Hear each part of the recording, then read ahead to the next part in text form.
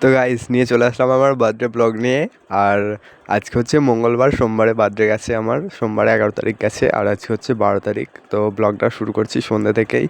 আর যারই বার্থডে হবে সবারই কিন্তু সেলিব্রেশন হবে আমাদের গার্লস স্কুলের ছাদে, তো ওখানেই আছে এখন সব। আর আমি কিন্তু ওদের প্ল্যান সবই জানতাম, শুধু আমার আমাকে গিফটটা কী দেবে সেটা আমি জানতাম না। তো আমি গিফটটা পাওয়ার পর অবাক হয়ে গেছি, একদম একদম সারপ্রাইজ হয়ে গেছি গিফটটা পাওয়ার পর। প্ল্যান করেছিল কিন্তু এই দিনটাতে আমি আর একজনকে খুব মিস করছিলাম, সে কিন্তু এখানে নেই, সে চলে গেছে জয়পুরে কাজে।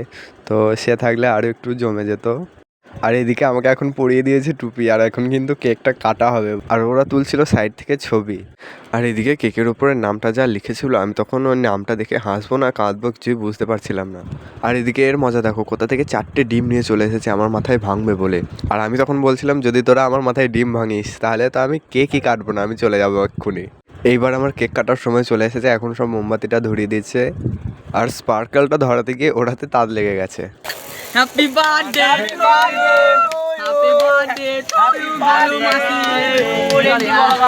Happy birthday. কেকটা কাটার পর সবাইকে কেক খাওয়াতে না খাওয়াতে আমার মাথায় ডিমটা ভেঙে দিল, কি বলবো তোমাদের।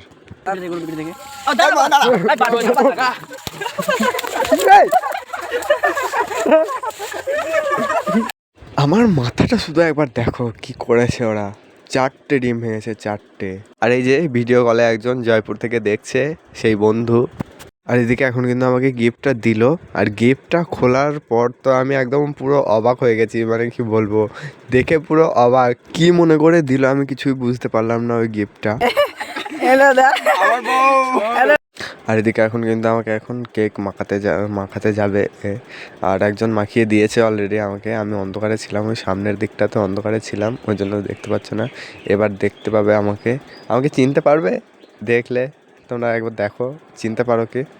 এই যে দেখো আমি কেক নিয়ে আর আমার বউটাকে নিয়ে চলে এসেছি তোমাদের সামনে, তোমরা চিনতে পারছো আমাকে কেক মেখে। আর আমি কিন্তু এখন কেকটা খাচ্ছি। কেকটা কিন্তু হেভি এনেছিল, কি বলবো। থ্যাংক ইউ তোদের সবাইকে অনেক অনেক অনেক ধন্যবাদ এত সুন্দর কেক আনার জন্য, এত সুন্দর আমাকে সারপ্রাইজ দেওয়ার জন্য, এত সুন্দর গিফট দেওয়ার জন্য। Thank you so much.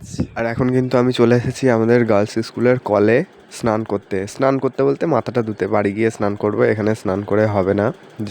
যে হারে মাথাটায় আমার ডিম ফাটিয়েছে, এভাবে স্নান করে হবে না, ভালো করে স্নান করতে হবে বাড়ি গিয়ে। আর এখন কিন্তু আমি করছি গাইস স্নান, শ্যাম্পু দিয়ে ভালো করে স্নানটা করছি।